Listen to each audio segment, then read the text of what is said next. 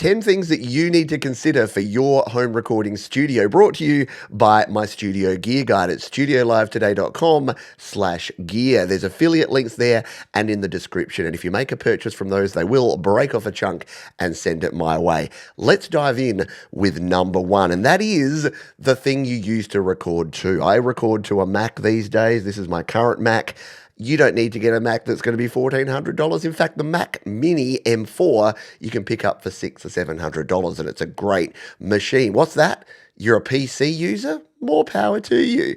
PCs, Macs, I don't really care. Whatever you use, it's digital ones and zeros these days. And yes, while the forums are still streaming with people who are debating Mac versus PC, whichever one you use is going to be absolutely fine. You know what else is fine? Using an iPad or an iPhone or a tablet. Again, these are all digital devices. As long as they support the software that you want to use, you're good to go. And there's links to the ones that I use right here on the gear guide. Speaking of software, let's talk about DAWs. Now, whether you're a GarageBand and Logic Pro fan like me, or you like to use something like Fruity Loop Studio, the old FL Studio, or you're using Ableton Live to create your sounds, it really doesn't matter as long as it's a piece of software that you're comfortable with that helps you create your best music. Choose one that fits your budget, and more importantly, one that fits your workflow, because it should get out of the way and help you just create the best music that you can. Number three is an audio interface. Now, I've been in love with my Steinberg UR22C for literally 5 years now. You've heard me talk about it if you've been around this channel, but the truth is, pretty much any audio interface these days is good. If you get a Focusrite Scarlett, if you get something from IK Multimedia like the iRig Pro series, if you get something from M Audio or Presonus, they are all really good. The only thing I'd recommend is to make sure you get something that has good quality preamps and a good quality converter. And the way you know that is its brand name, and it costs about $100 or more. If you buy the absolute bargain basement stuff, you do get what you pay for when it comes to audio interfaces. But for most folks, you want something that has two inputs and that has the ability to plug in headphones, plug in speakers, plug it into your computer or your iPad, and you're good to go. Number four, to plug into that audio interface, you will need a microphone. And I am talking to you through this, the Rode PodMic Cardioid Dynamic Broadcast microphone. Now, it's not the only microphone out there. It is a great all-rounder. It's fabulous for what I'm doing right now, but it's also surprisingly good on things like vocals and guitars. I also recommend things like the Audio-Technica AT2020 and the AKG D5. They're all linked here in my complete studio setup. And if you keep scrolling down, you'll see my master list where I list out absolutely everything that I use. This is all stuff that's been used, tested, and approved by me for people in the home studio. And it's all class compliant, meaning you can use it with your iPad and iPhone as well. Number five is headphones. And if I had $1 for every time someone told me that their particular headphone is best and everyone else's is garbage, I'd have a lot of money. But this is the one that I use, the HD280 Pro headphones from Sennheiser. They are closed back, meaning that they seal in around your ears, meaning that there's no ability for audio to bleed in or escape, at least not too much.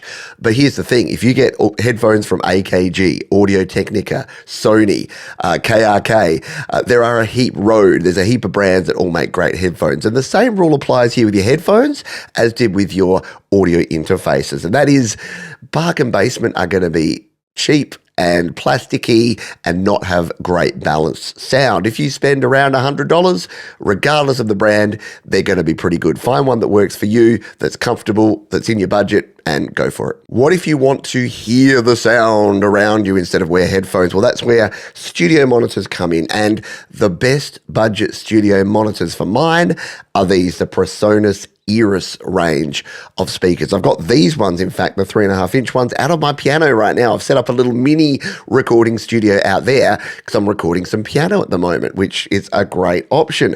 I also use the IK Multimedia iLoud speakers. They're here in my main studio and they're fabulous as well. And once again, all of the stuff is over here on the Studio Gear Guide. Number 7, let's talk cables, because you will need things like XLR cables for your microphones, TS and TRS cables for your speakers and for your instruments. And if you need to know the difference between all of them, search my name, Pete Johns Cables or Pete Johns XLR, Pete Johns TRS on YouTube. There's a heap of videos where I explain the difference. But the one cable that I think that everyone needs, or adapter, is this one. It's the USB-C hub from Atola. The reason I love this one is that it's got power pass-through and 3 USB ports. And a lot of the gear that I use and that you're probably using in the home studio is USB gear.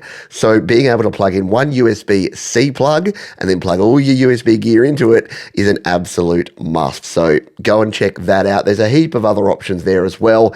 Cables, 100% essential for your recording. Number 8, a MIDI keyboard or controller. Now, I recommend the one on screen here if you're starting out, the M Audio Keystation 49. It comes in 25, 49, 61, and 88 key varieties.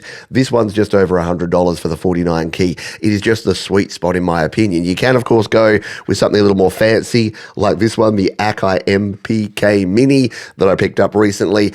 Or you can go all out and get a full 88 key digital piano and really rock the keys. But you'd be surprised how handy it is, even if you're not a keys player, having the ability to actually play things in. Even your drums can be played in using a MIDI keyboard. So MIDI keyboard comes in at number 8. Number 9, and now we're in the zone of won't be for everyone, and that is a mixer. I use this one, the Rodecaster Pro 2, and the good thing about having a mixer is that I can use it for things like this, for recording these videos, for doing podcasting, for live streaming, for doing interviews, for Zoom calls, and also for recording, because yes, mixers like this digital mixer are also an audio interface. So if you're looking to level up your studio and you want a device that can help you record multiple tracks at once, but also has a whole bunch of bells and whistles, this is a pretty good device and one that is the absolute keystone of my live streaming setup. And last but by no means least